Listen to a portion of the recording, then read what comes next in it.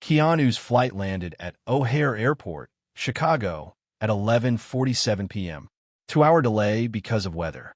He was exhausted. Long day of filming in Los Angeles, then straight to the airport. Tomorrow morning, he had a private meeting. Investment opportunity. A startup working on sustainable urban architecture. The founders were based in Chicago. Wanted to meet in person. Keanu was interested. Not for the money, he had enough of that. But the project aligned with his values. Environmentally conscious construction. Affordable housing.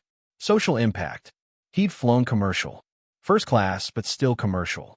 Could have chartered a private jet, but didn't see the point. Especially for a short flight. He traveled light. Small backpack. One change of clothes. Toiletries. Laptop. He'd learned to pack efficiently over decades of travel. Dressed in comfortable clothes. Gray sweatpants. Black hoodie. Sneakers. Baseball cap. Perfect for flying. Not perfect for impressing people. But he didn't care. He wasn't here to impress. He exited the terminal. Cold October wind hit his face. Chicago living up to its nickname. Windy City. He ordered an Uber. Waited at the curb. Several people recognized him. Asked for selfies. He agreed. Always agreed. Tired, but people were kind. Took 2 minutes to make them happy. Why not? The Uber arrived. Toyota Camry. The driver, an older man named Roberto, was chatty. Where we headed? The Sterling Grand Hotel. Downtown. Nice place. Expensive place. Big meeting. Something like that. They drove. Roberto talked about Chicago. Best places to eat. City history. Keanu listened politely. Gave short answers. Too tired for long conversations. 40 minutes later, they arrived at the hotel. The Sterling Grand was one of Chicago's oldest luxury hotels. Built in the 1920s. Historic building. Elegant architecture. Marble columns. Crystal chandeliers. It had cultivated a reputation. Celebrities stayed here. Politicians. Business magnates. Prices reflected the status. Rooms started at $500 a night. Suites went into the thousands. Keanu had booked through his assistant, Jamie. She'd used a pseudonym. K. Anderson. Standard practice for celebrities seeking privacy. Prevented leaks. Prevented fans showing up in lobbies. The reservation had been made 3 weeks ago. Confirmed. Paid in full. Everything by the book. Keanu entered the lobby. It was impressive even late at night. Polished floors. High ceilings. Quiet luxury.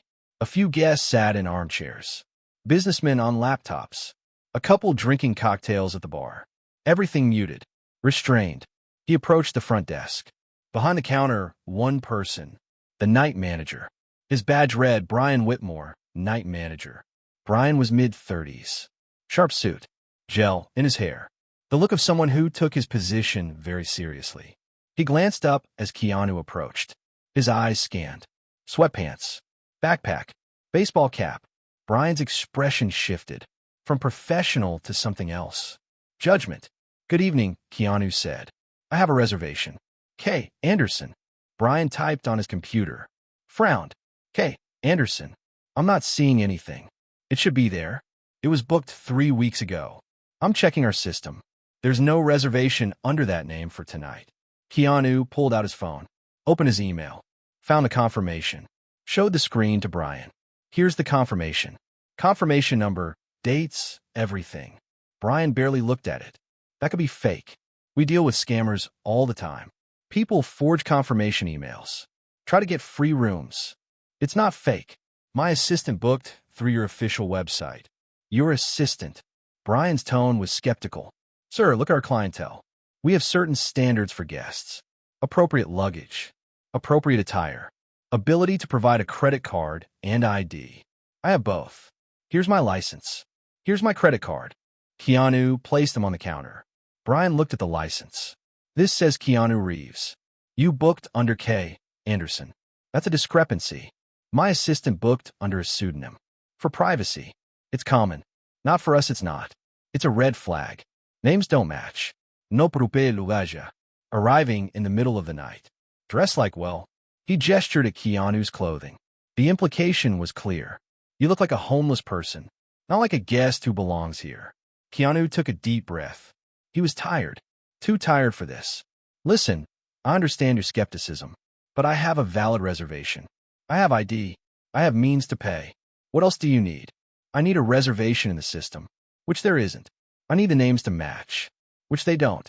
And honestly, sir, you don't fit the profile of a guest who stays at the Sterling Grand. Profile of a guest. Yes, we have standards, a reputation.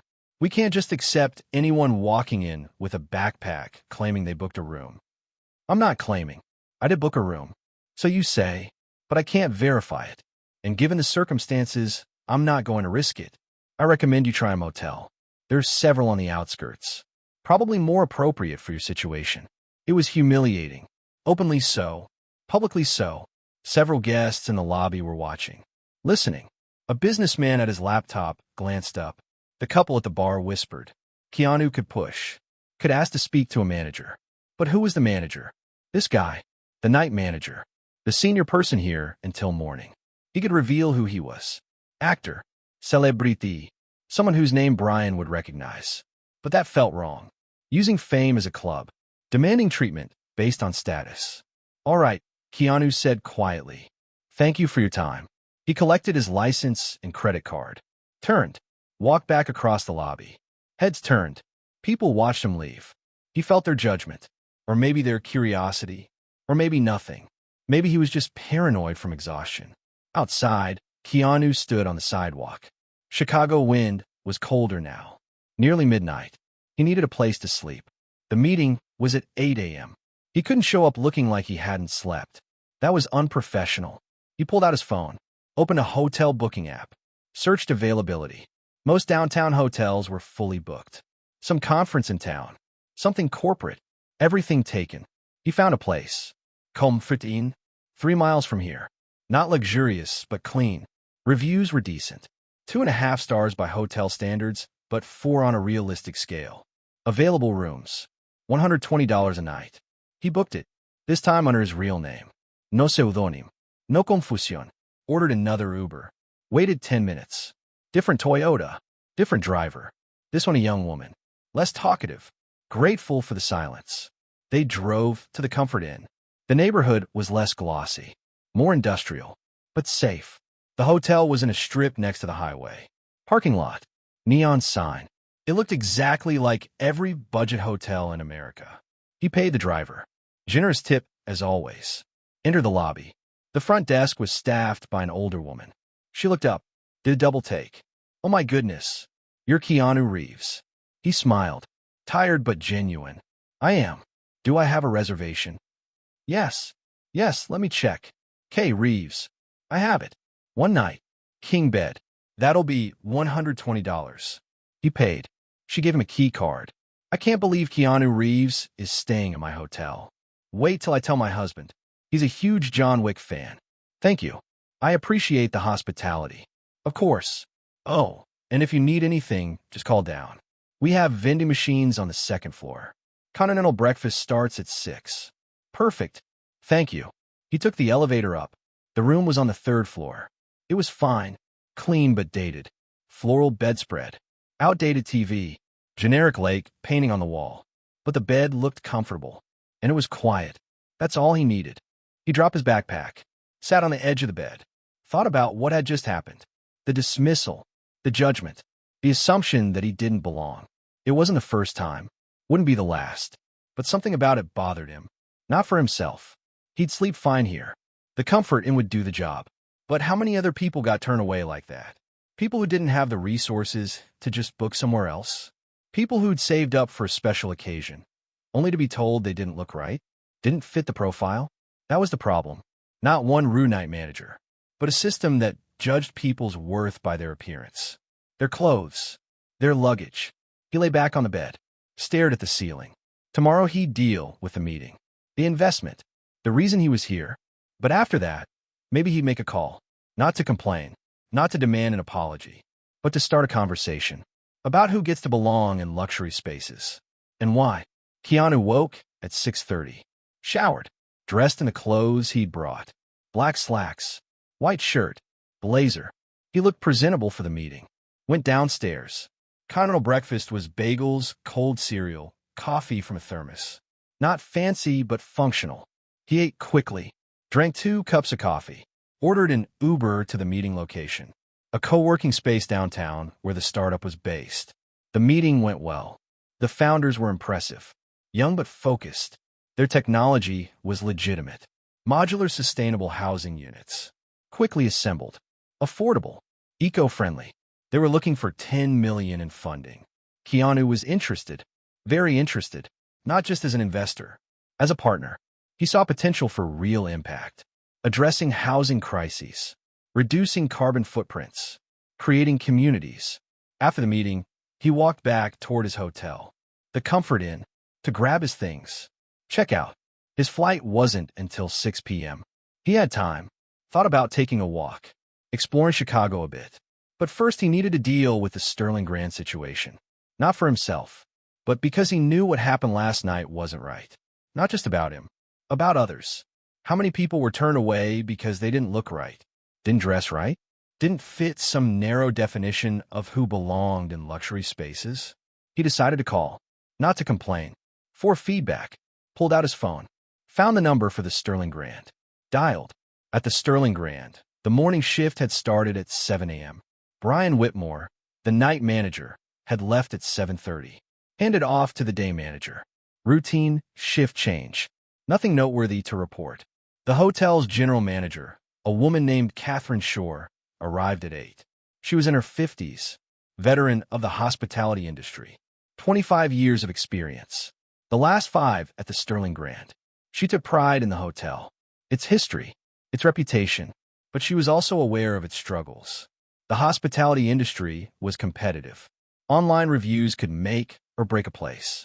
They'd recently had several negative reviews. Complaints about snobbish staff, about guests feeling unwelcome. She'd been working on it. Retraining, culture change. But it was slow, especially with long-term employees like Brian, who were set in their ways. Her assistant, Taylor, knocked on her office door. "Catherine, we have a situation." "What situation?" A call came in. Someone claiming they had a reservation last night, under the name K. Anderson. The night manager denied them a room. "They're asking to speak with you." Catherine frowned, checked the reservation system, searched for K. Anderson. There it was. A valid reservation. Confirmed 3 weeks ago. Paid in full. Suite. $800 for the night. Why would Brian deny them a room if they had a valid reservation? I don't know, but the caller's on the line. Says it's important. Transfer them through. Catherine's phone rang. She picked up. "This is Catherine Shore, general manager. How can I help you?" Katerina. "My name is Keanu Reeves. I had a reservation at your hotel last night." She almost dropped the phone. Keanu Reeves. The actor. The celebrity. "Mr. Reeves, I didn't realize." "Please continue." "I arrived around midnight. The reservation was under a pseudonym, K. Anderson, for privacy. Your night manager, Brian, couldn't find the reservation, which is fair. The names didn't match. But I showed him the confirmation email. He said it could be fake. Then told me I didn't fit the profile of a guest who stays at your hotel. Suggested I try a motel instead." Catherine felt her blood run cold. "Mr. Reeves, I deeply apologize. That's absolutely unacceptable. Your reservation was valid. It's right here in our system. Brian should not have." "I'm not calling to complain, Catherine. At least not about myself. I'm calling because I'm concerned this is a pattern. How often do your staff turn away guests based on appearance? How they're dressed? How they look? How many valid reservations get ignored because someone doesn't fit an unwritten dress code? I don't know, but you're right to be concerned. We've had complaints. I've been working on culture changes. But clearly it's not happening fast enough. I don't want to see Brian fired. I want to be clear about that. He's not the only problem. This is systemic. It's about training, about values, about questioning who belongs in luxury spaces and why." Catherine paused, impressed by his approach. Most people in his position would demand heads roll. Compensation, public apologies. He was offering a systemic solution. "I appreciate that, Mr. Reeves. And I want to make this right. Not just apologize, but fix the underlying issues. May I ask, what did you stay last night? I'd like to cover the cost and offer a complimentary stay in the future." "I stayed at the Comfort Inn. It was great. The staff there treated me better than any five-star hotel ever has. I don't need compensation. Just need to know you're serious about changes. We are. I promise you we are. Would you be willing to stay involved? To give us feedback as we work on this? If you're genuinely committed, yes. Send me your plan, your timeline, your metrics for success. I'll review it, offer input. But Catherine, this needs to be real change. Not just PR. It will be. You have my word. After the call, Catherine sat in her office. Stunned. They turned away Keanu Reeves, an actor with tens of millions of fans, whose kindness was legendary, whose public image was impeccable. And that wasn't even the worst part. The worst part was he was right. This was a pattern. She pulled up their reviews, read through recent ones, felt judged the moment I walked in. Staff member looked at my clothing with obvious disdain. Try to check in. Front desk person said they had no record of my reservation, even though I showed confirmation. Made me wait 30 minutes verifying. Humiliating. Luxury hotel with an elitist attitude. If you don't look like a millionaire, don't bother coming. The pattern was obvious. It wasn't just Brian. It was culture. She called an emergency meeting with her leadership team. Day manager, head concierge, director of guest relations. They gathered in the conference room. We have a serious problem, Catherine began. Last night, we turned away a guest with a valid reservation. Told them they didn't fit our guest profile.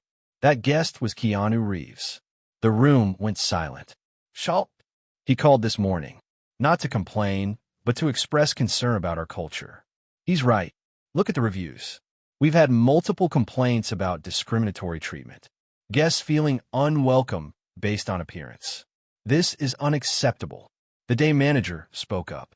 What happened exactly with Brian? Guest arrived late, dressed casually. Reservation was under a pseudonym. Brian couldn't match the name to the reservation. Instead of problem solving, he assumed the reservation was fake. Told the guest to try a motel, based entirely on how the guest looked. That's bad. It's worse than bad. It's legal liability. It's PR nightmare. And it's moral failure. They discussed what to do. Some argued for immediate termination. Brian treated a guest with open contempt. Rejected a valid reservation. Represented the hotel terribly. He needs to go. Others were cautious. Brian's been here 8 years. No previous incidents officially recorded. Maybe this is a teachable moment. Catherine weighed both sides, then remembered what Keanu had said. I don't want to see Brian fired. The problem is systemic. Here's what we do, she decided. Brian will be suspended. 2 weeks without pay. During that time, he'll undergo mandatory training. Hospitality, implicit bias, cultural competency. If he completes the training and demonstrates real understanding of why his behavior was wrong, he can return. If not, his employment ends. And the rest of us? The director of guest relations asked. Everyone undergoes training. All staff. Front desk, concierge, doorman, housekeeping, management. Everyone. We rebuild our culture from the ground up. Starting now. Does Keanu Reeves know about this? He will. I'm going to reach out and keep him updated. He cares about this issue. And honestly, his perspective is valuable. We should listen. By noon, the story had leaked. An employee, someone who'd been in the lobby the night before, posted about it on Twitter. Just realized I witnessed the Sterling Grand turning away Keanu Reeves last night. Night manager told him to try a motel. Wild. The tweet went viral. Thousands of retweets within an hour. Media outlets picked it up. Keanu Reeves denied hotel room despite valid reservation. Beloved actor told to try a motel by snobbish hotel staff. Sterling Grand under fire for treatment of Keanu Reeves. The responses were angry. Defensive of Keanu. Condemnatory of the hotel. This is the man who's literally the nicest person in Hollywood, and you reject him? Luxury hotels and their elitist bullshit. Respect everyone regardless of how they're dressed. I hope Sterling Grand goes bankrupt. They don't deserve business. The Sterling Grand's PR team panicked. Calls were pouring in. Journalists want to comment. Guests were canceling reservations. Online reviews were tanking. Catherine knew they needed to act fast. She drafted a statement, sent it to media, and posted on the hotel's social channels. Statement from a Sterling Grand Hotel. We deeply apologize to Mr. Keanu Reeves for the unacceptable treatment he received at our hotel. Our night manager rejected Mr. Reeves's valid reservation based on appearance and attire. This was rude, discriminatory, and completely against our intended values. We take full responsibility. This is not an isolated incident, but a reflection of deeper cultural issues in our organization. We have received numerous complaints from guests who felt judged or unwelcome based on appearance. This is unacceptable. Effective immediately, we are implementing comprehensive retraining for all staff. We are also reviewing our policies to ensure discrimination of any kind is not tolerated. The employee involved has been suspended and is undergoing mandatory training. Mr. Reeves graciously reached out to us today. His concern was not about personal compensation, but about systemic change. We are grateful for his feedback and committed to honoring it. We also want to clarify, Mr. Reeves asked that our response focus on training and cultural shift, not on punishing an individual employee. His grace and wisdom in this situation are a model for us all. We can do better. We will do better. Sincerely, Catherine Shore, General Manager. The statement helped. Slightly. People appreciated the acknowledgement. The commitment to change. The reference to Keanu's request for systemic solutions. But skeptics remained. Words are cheap. Show us real action. They're only apologizing because they got caught. How many others did they treat like this? Catherine knew they needed to prove the changes. Publicly. Visibly. Not just statements, but actions. Brian Whitmore learned about the situation when he arrived for work that evening. Catherine was waiting for him in her office. Taylor, her assistant, escorted him there. He looked confused. Catherine? Something wrong. Sit down, Brian. Her tone was serious. He sat, uncomfortable. She turned her computer toward him, showed him a video. Someone in the lobby had been recording the night before. Not the whole interaction, but enough. Brian speaking to Keanu. His condescending tone. The gesture at Keanu's clothing. It was all there. You recognize this? That was last night. But I didn't know. You didn't know it was Keanu Reeves. I've heard. But Brian, that makes it worse. Not better. You rejected a valid reservation based on how a guest was dressed. You told them they didn't fit our guest profile. You suggested they go to a motel. Do you understand how discriminatory that was? Brian paled. The reservation was under a different name. I thought it was a scammer. I was protecting the hotel. From what? From someone in sweatpants? From someone carrying a backpack? Brian, you judged a book by its cover. And you were wrong. Not just about who that person was, but about your right to judge it all. I did what I thought was right. No, you did what was easy. Assume, judge, reject, instead of problem solving, instead of checking thoroughly, instead of treating a guest with the respect they deserved. Silence. Brian was realizing the severity. Am I fired? Suspended. 2 weeks without pay. You'll undergo training. Hospitality, implicit bias, cultural competency. If you demonstrate real understanding and growth, you can return. If not, your employment ends. Is that fair? It's more than fair. Mr. Reeves asked me not to fire you. He could have destroyed your career. Instead, he asked for systemic change. Training. Growth. You should be grateful to him. I don't know what to say. Start by acknowledging what you did was wrong. Then do the work to understand why. That's how you grow from this. While the story spread, reporters reached out to Lisa, Keanu's publicist. Everyone wanted a comment. An interview. His side of the story. Lisa called Keanu. Media's going crazy. TMZ wants an exclusive. Good Morning America wants a live interview. What do you want to do? I want to make one statement. Clear about what this is about. Then let it be. Okay. Dictate to me. Keanu thought for a moment, then spoke slowly, carefully. Lisa typed, I've seen the reaction to what happened at the Sterling Grand. I appreciate the support, but want to clarify a few things. First, the night manager made a mistake. A big mistake. But I don't believe he's a bad person. He was operating on autopilot, making assumptions based on appearance. That's what our culture teaches. That wealth looks a certain way. That luxury is for certain people. Those assumptions are toxic. Second, this isn't about one hotel. This is systemic. Luxury spaces across all industries have this problem. Restaurants to boutiques, to hotels. People are judged and treated differently based on how they look.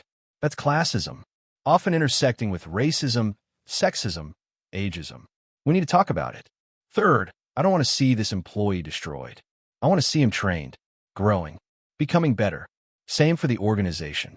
The response to mistakes isn't punishment. It's education. Finally, I stayed at a Comfort Inn that night.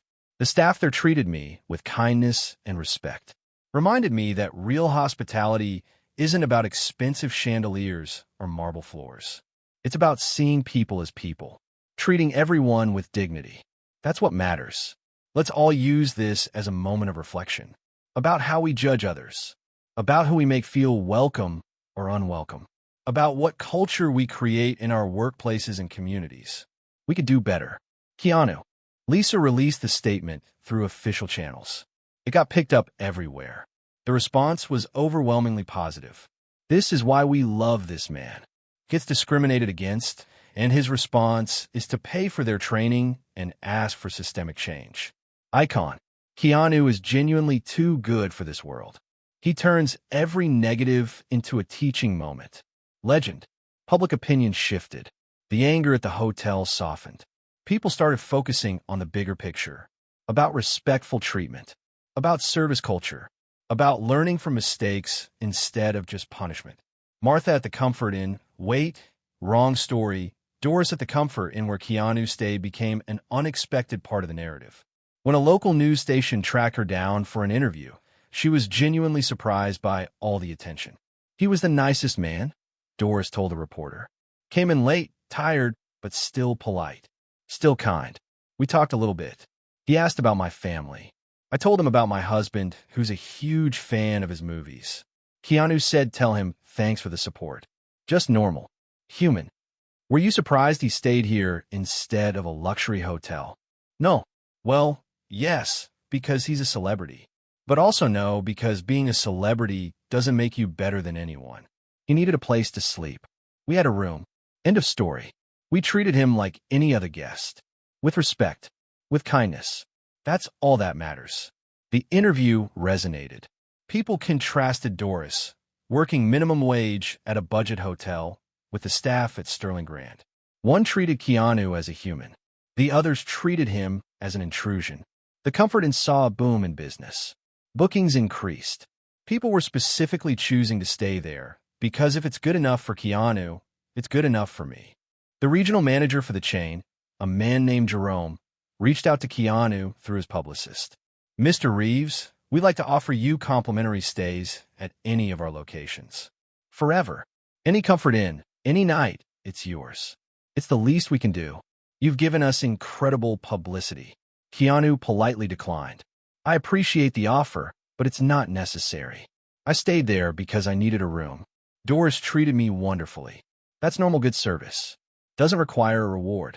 But if you want to do something, make sure Doris knows she's doing a great job. People like her are the heart of the hospitality industry. Jerome followed through. Doris got a raise, a bonus, recognition from corporate, and all because she'd done what she always did, treated every guest with respect. Catherine hired a consultant, Dr. Marcus Johnson, an expert in organizational culture and implicit bias. He'd worked with major hotel chains before, had a reputation for straightforward, effective training programs. Dr. Johnson arrived within 3 days. Met with Catherine first. Tell me about the culture here. Not the PR version, the real version. Catherine was honest. We built our brand on exclusivity, on being the place where the elite stays. Somewhere along the way, exclusivity became exclusion. We started defining our guests narrowly. Wealthy, well-dressed, the right kind of people. Staff internalized that. Started gatekeeping, judging, turning away people who didn't fit the unwritten profile. And management allowed it. I allowed it. I saw the signs. Reviews complaining about snobbish staff. But I rationalized. Thought people were being too sensitive. That we were just maintaining standards. I was wrong. We weren't maintaining standards. We were enforcing classism. Okay, at least you're honest. That's a start. Let's begin the training. Training started the following week. Mandatory for all staff. Dr. Johnson broke it into sessions. Each department went through an intensive 2 days. Day 1 was about implicit bias, how our brains make quick judgments, how those judgments are based on stereotypes, how they affect our behavior, often without us realizing. Dr. Johnson showed data. Studies showing people in casual clothing were treated worse in service settings. People of color assumed to be less affluent. Women assumed to be accompanying wealthy men rather than guests themselves. These biases are everywhere, he explained. They don't make you bad. They make you human. But your job is to recognize them, question them, override them, not let them drive your actions. He ran exercises. Staff were shown images. Had to quickly decide. Guest or not guest. The results were revealing. People in suits were assumed to be guests. People in jeans were assumed not to be. Young people in hoodies were assumed to be trouble. Older people in casual wear were assumed to be lost. See the pattern? Dr. Johnson asked. You're making assumptions based on clothing, age, appearance. Those assumptions are wrong. Regularly, the person in a hoodie might be a tech billionaire. The person in a suit might be broke. You can't know based on looks. Day 2 focused on practical skills. How to check in a guest respectfully regardless of how they're dressed. How to verify information without being accusatory. How to problem solve when there's a discrepancy instead of just rejecting. How to catch yourself mid-judgment and course correct. They role-played scenarios. A guest arrives in workout clothes. A guest name doesn't match the reservation. A guest questions a charge. A guest seems uncertain or confused. In each scenario, staff practiced responding with dignity and helpfulness rather than suspicion or dismissal. Dr. Johnson was tough. Called people out when they slipped into old patterns. You just looked them up and down before speaking. Why? What were you assessing? Their worth? Their right to be here? Stop. Everyone who walks through that door deserves the same greeting. The same respect. Period. Brian Whitmore attended the training separately. Dr. Johnson had insisted on one-on-one sessions for the employee directly involved in the incident. They met in a small conference room. Just the two of them. Tell me what happened that night. Your thought process. Brian was reluctant initially. Defensive. I was doing my job. Protecting the hotel from potential scammers. What made him a potential scammer? The names didn't match. The confirmation email could have been fake. He arrived late, without proper luggage. Dressed in, well, not how our typical guests dress. So his clothing was a factor. Yes. No. I mean, it was part of the overall picture. Brian, be honest. If that same person had arrived in a suit, carrying a designer suitcase, would you have handled the situation differently? A pause. Long, uncomfortable pause. Probably. Yes. I think I would have. Why? Because they would have looked like they belonged. Like they could afford to be here. And a person in sweatpants doesn't look like they belong. Not in a 5-star hotel. No. Why not? Brian struggled. Because wealthy people don't dress like that. Wealthy people dress every kind of way. Mark Zuckerberg wears hoodies. Steve Jobs wore jeans and turtlenecks. Wealth doesn't have a uniform.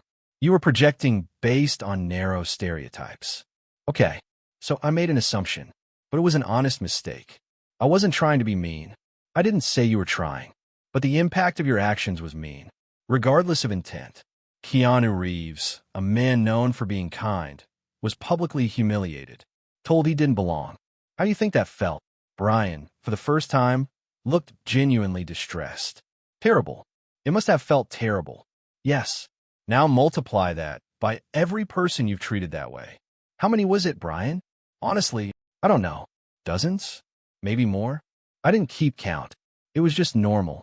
How I operated. It was normal because the culture allowed it. Rewarded it even. You thought you were being a good gatekeeper. Protecting the brand. But what you were actually doing was discriminating. Making people feel less than. That needs to stop. Not just with you, but throughout this organization. Over the next hour, Dr. Johnson walked Brian through the psychology. How our brains take shortcuts. How those shortcuts become prejudices. How prejudices become actions. And how actions, repeated over time, become culture. You're not uniquely bad, Brian. You're a product of a system. But now you have a choice. You can recognize the system was wrong. Learn better patterns. Or you can defend what you did and stay stuck. Which is it? I want to learn. I don't want to be that person. The one in the video. That's not who I thought I was. Then let's figure out who you actually want to be and build that person through practice. Every day, every interaction, every choice. After the first week of training, Dr. Johnson presented his findings to Catherine and her leadership team. The problem's deeper than I thought. It's not just a few bad apples. It's the whole system. You've built a culture of exclusion. Your branding, your marketing, your training materials, everything reinforces this idea that Sterling Grand is for a certain type of person. Staff internalized that. They became gatekeepers of the culture you created. So what do we do? Catherine asked. Rebuild. Start with your mission statement. Right now, it says luxury for the discerning guest. Who's a discerning guest? In practice, it meant looks wealthy. Change it. Make it inclusive. Something like exceptional hospitality for everyone who chooses to stay with us. Then rewrite your training materials. Right now, you teach staff to maintain standards. That's code for keep certain people out. Instead, teach them to serve everyone, respectfully, regardless of appearance. Change your metrics. Right now, you measure staff on room revenue, on upsell success, on attracting high-paying guests. That incentivizes gatekeeping. Instead, measure guest satisfaction, inclusivity, complaints resolved. We treat our people well. Finally, audit your physical space, your lobby, your signage, your marketing materials. Everything screams elite. That's not bad in itself. But when combined with exclusionary behavior, it reinforces who belongs and who doesn't. That's a lot of change. Yes, but necessary. If you don't, you're just putting a Band-Aid on a deep wound. It'll happen again. 2 weeks passed. The training concluded. Brian completed all sessions. One-on-ones with Dr. Johnson. Group workshops. Readings. Reflective journals. He met with Catherine for a final review. How do you feel, Brian? Humbled. I thought I was good at my job. Thought I was protecting the hotel. Realizing I was actively harming people, that's hard to accept. But you accept it? Yes. I saw the pattern. Not just that night, but over years. How many people I turned away. How many I made feel unwelcome. All because they didn't look like my narrow idea of who belonged. That was wrong. I see that now. What will you do differently going forward? Everything. I'll assume good intent. I'll problem solve instead of rejecting. I'll treat every guest with dignity regardless of how they look. And I'll check myself. Every day. Ask, did I make an assumption today? Did I judge someone unfairly? How can I do better? Catherine nodded. I'm reinstating you, but on probation. Any sign you're reverting to old behavior. That's it. Clear. Crystal.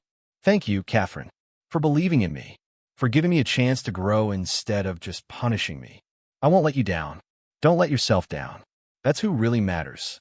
6 months after the incident, the Sterling Grand had transformed. The changes were visible the moment you entered. New signage in the lobby. Everyone welcome here. Staff was different. Warmer. More attentive. Less judgmental. Reviews had improved dramatically. Completely different experience from a year ago. Staff were genuinely welcoming. Stayed here after reading about the changes Keanu Reeves inspired. Impressed. They really did the work. Initially avoided this place after the video. But they've earned a second chance. Really changed their culture. Business had recovered. Stronger than before, actually. They'd attracted a new demographic. Young professionals. Creatives. Tech workers. People who valued luxury, but also authenticity. Catherine received an email. From Keanu, or rather his assistant, but signed by him. Dear Catherine, I've heard about the changes you've made. Impressed by the commitment and follow-through. Real change is hard. Requires sustained effort. You're doing it. I'll be in Chicago next month. Another meeting. May I stay at the Sterling Grand? Would like to experience the new culture personally. Best, Keanu. Catherine couldn't believe it. He was coming back, giving them another chance. She immediately responded. Mr. Reeves, we would be honored to have you. Your stay will be complimentary, of course. Not as an apology, which we've already offered, but as gratitude. You helped us become who we should have been all along. We won't forget that. Sincerely, Catherine. A month later, Keanu walked into the Sterling Grand. He arrived in the evening, again dressed casually. Jeans, t-shirt, the same backpack, an intentional test. He wanted to see if the changes were real. Brian Whitmore was on duty. When Keanu approached the desk, Brian recognized him immediately. His face cycled through emotions.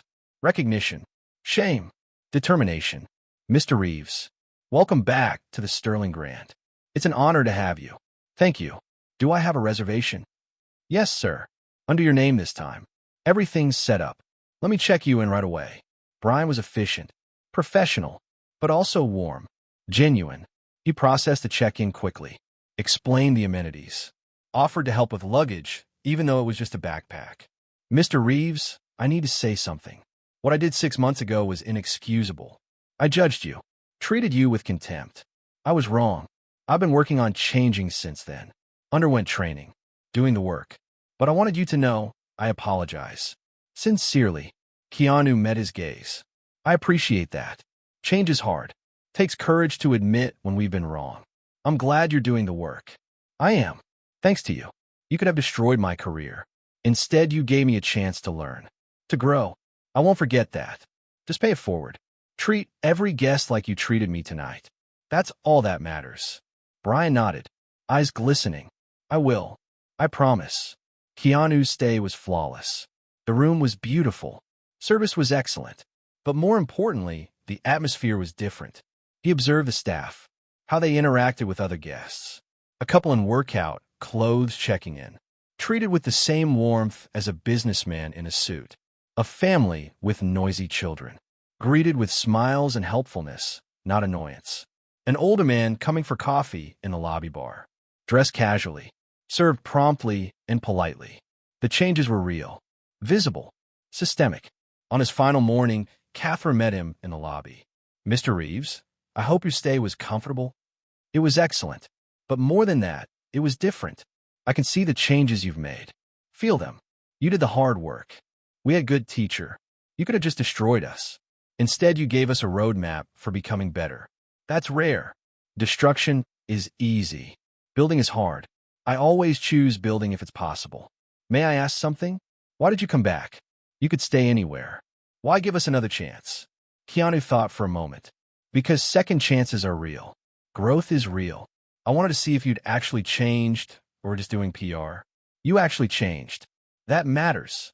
Can I ask a favor? Sure. The team would like to meet you. Thank you.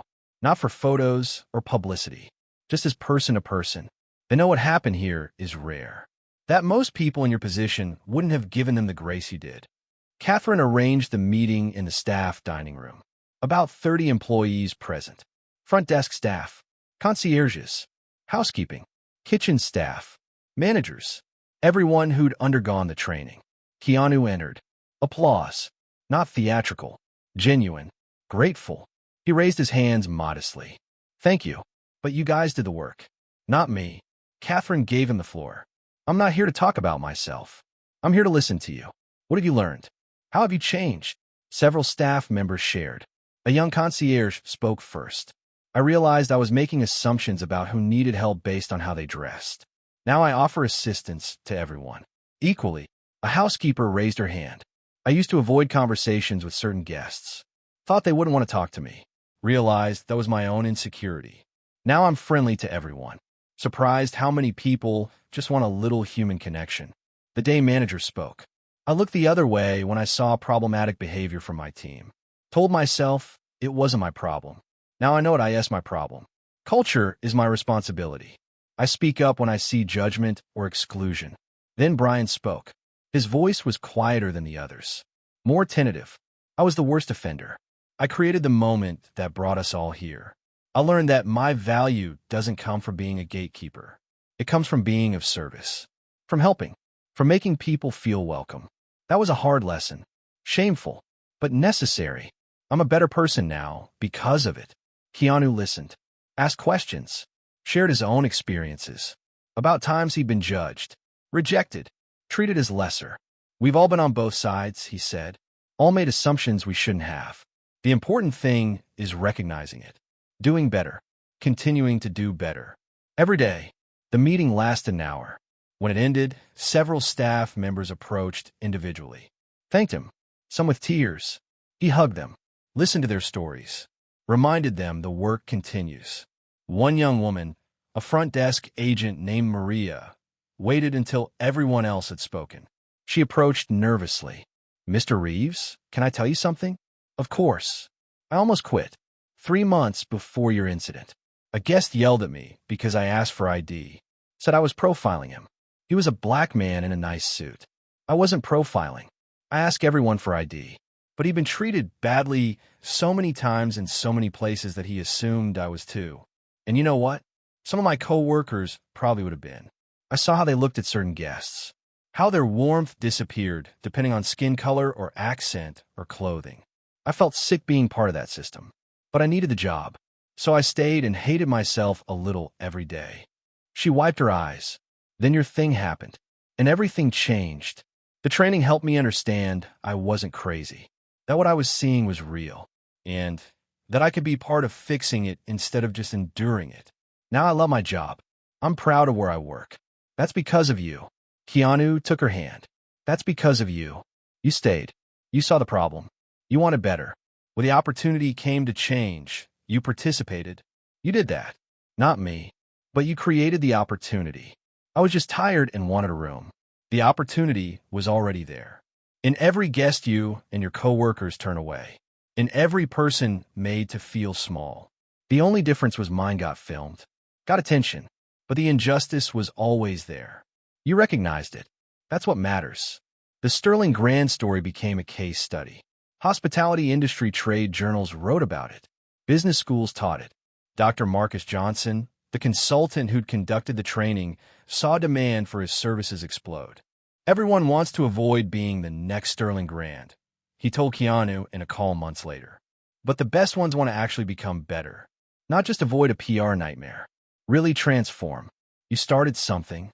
I just wanted a place to sleep," Keanu said with a laugh. "And instead you ignited a movement.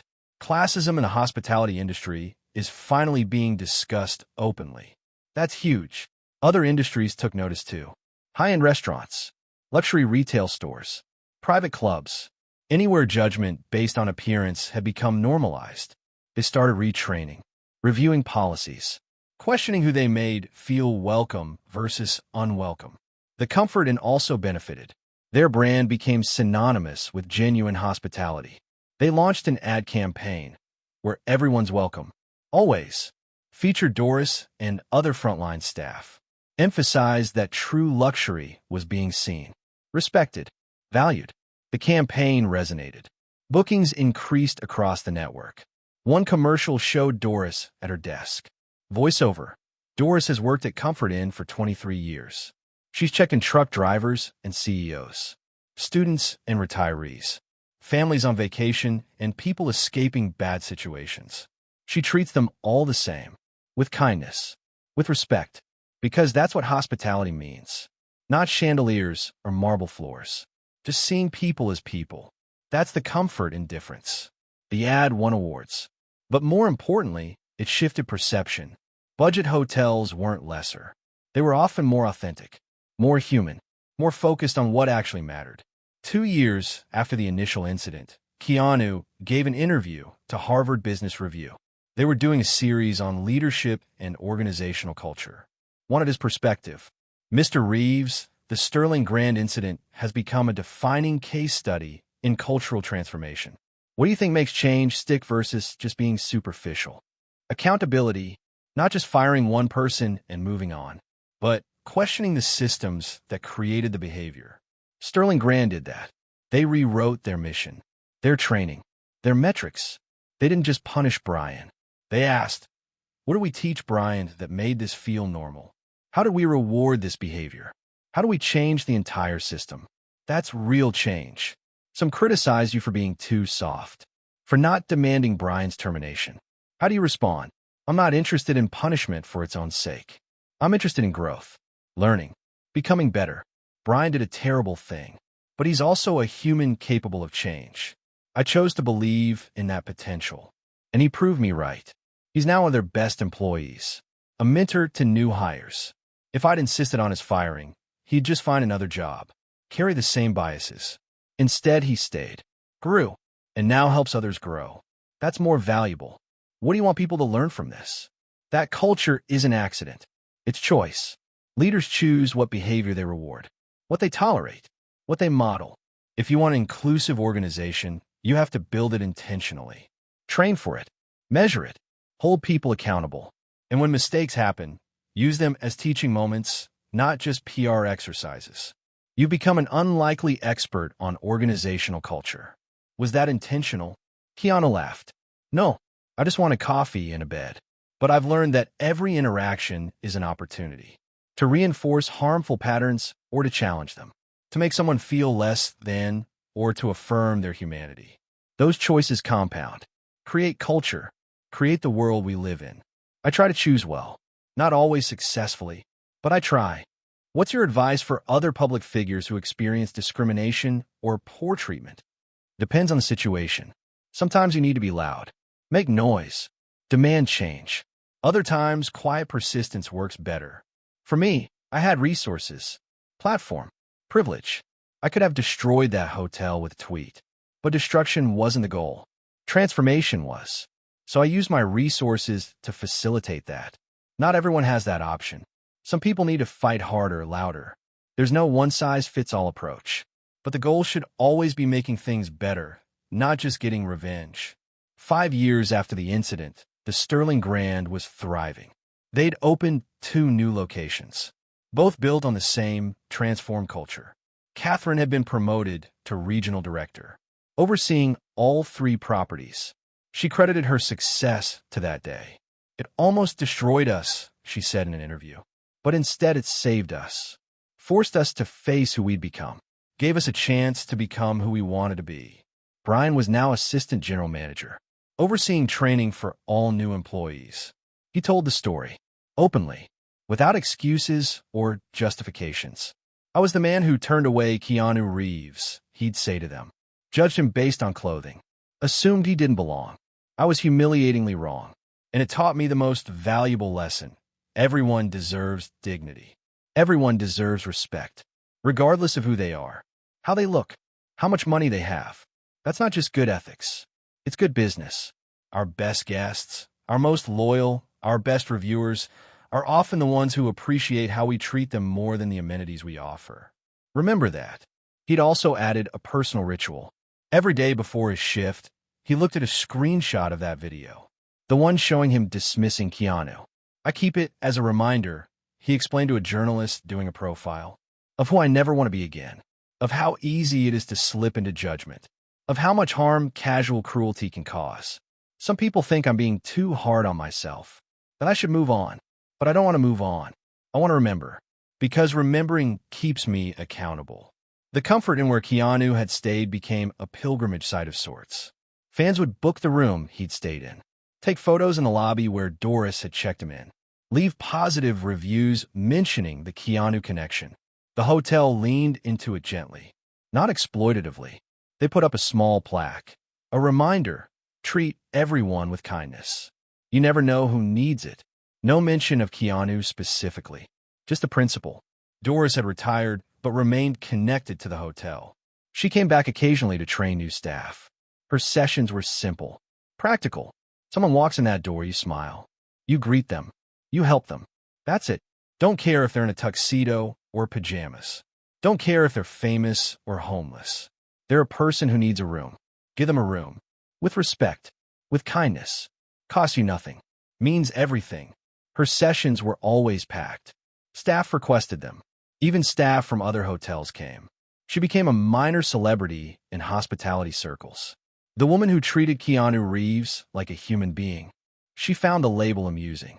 I treated him like I treat everyone. That shouldn't be remarkable. But apparently it is. Says more about the industry than about me. 10 years after the incident, Keanu was back in Chicago. Another meeting. The same investment startup, now a publicly traded company. He stayed at the Sterling Grand. It had become tradition. When he was in Chicago, he stayed there. A reminder of transformation possible. Brian was still there. Now the general manager. He checked Keanu in personally. Welcome back, Mr. Reeves. Your usual room is ready. Thank you, Brian. How are things? Good. Really good. We just won an award. Best workplace culture in the hospitality industry. 10 years ago, I never would have believed it possible. You earned it. All of you. The work continues. Every day. We never stop. Never assume we've fixed it. There's always work to do. That's wisdom. That evening, Keanu sat in the lobby, just observing, seeing interactions. A couple in hiking gear checking in, greeted with smiles. A businesswoman in an expensive suit, treated with the same warmth.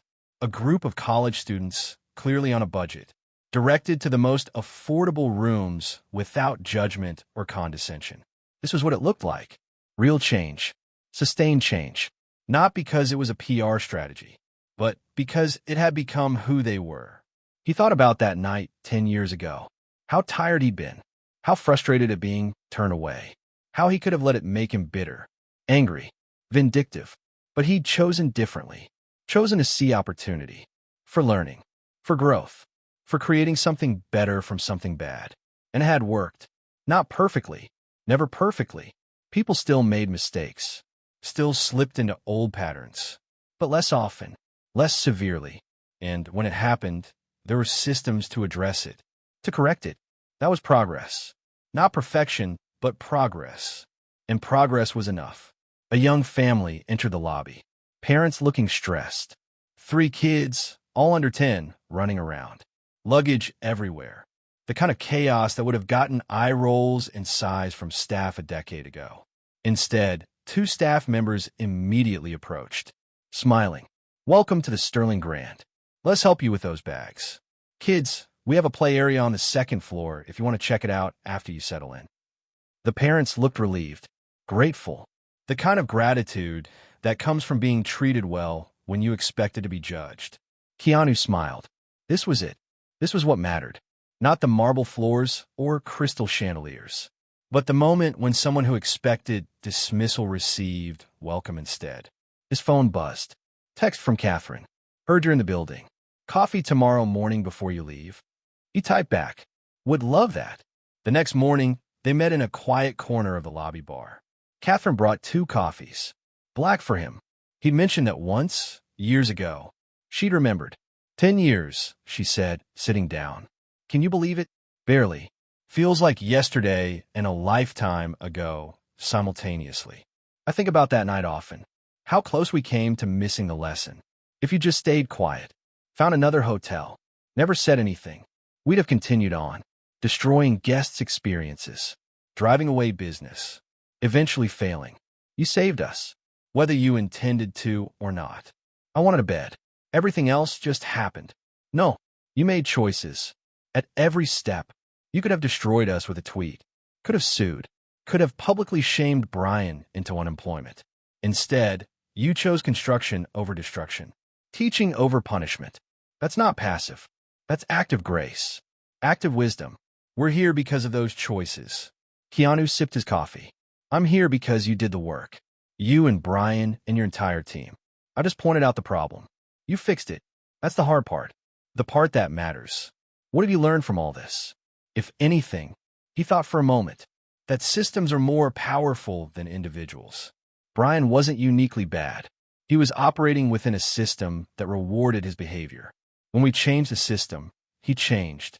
Others changed. That's the lesson. If you want different behavior, build different systems, different incentives, different values, measure different things. The individuals will follow. What else? That most people want to do good, want to be good, but they need clear guidance, clear expectations, clear accountability. When those are absent, people default to cultural norms. And if those norms are toxic, behavior becomes toxic. Not because people are evil, because they're human, impressionable, social. We become what our environment rewards. Leadership's job is shaping that environment. Catherine nodded. I tell new managers that constantly. You're not managing tasks. You're creating culture. Every decision you make, every behavior you model, everything you reward or ignore shapes the environment, shapes what people believe is acceptable. It's enormous responsibility. Are you still doing the monthly reflection sessions? Every month, all staff, we go around. Each person shares one moment they caught themselves judging, how they corrected it. Keeps awareness high, keeps the lessons alive, prevents backsliding. That's brilliant. It was Dr. Johnson's idea from the original training, but we've kept it. 10 years later. Because the work never ends. Can't end. The moment we think we've solved discrimination, we've already lost. They talked for another 30 minutes. About the industry. About culture. About how other hotels and businesses had reached out, wanted to learn from Sterling Grand's transformation. Catherine had started consulting on the side, helping organizations rebuild their service cultures. I never imagined this would be my career path, she said. I was just trying to save my hotel. Now I'm helping dozens of others. All because of one terrible night that became a teachable moment. You could have hidden from it, minimized it. Many organizations do. We almost did. In that first hour after your call, I wanted to just fire Brian, issue an apology, move on. But something you said stuck with me. About this being systemic. About needing real change. So we did the hard thing instead of the easy thing. Best decision I ever made. As Keanu prepared to leave, Catherine walked him to the entrance. Will we see you next time you're in Chicago? Absolutely. This is home base now. Reminds me why the work matters. It matters because you made it matter. Never forget that. He hugged her. We made it matter. Together. That's how change works. Never one person. Always collaboration. Always collective effort. He walked out into the Chicago morning. The city was waking up. People heading to work. Coffee shops opening. The rhythm of urban life. He thought about all the interactions happening in this moment. Across the city. Across the world.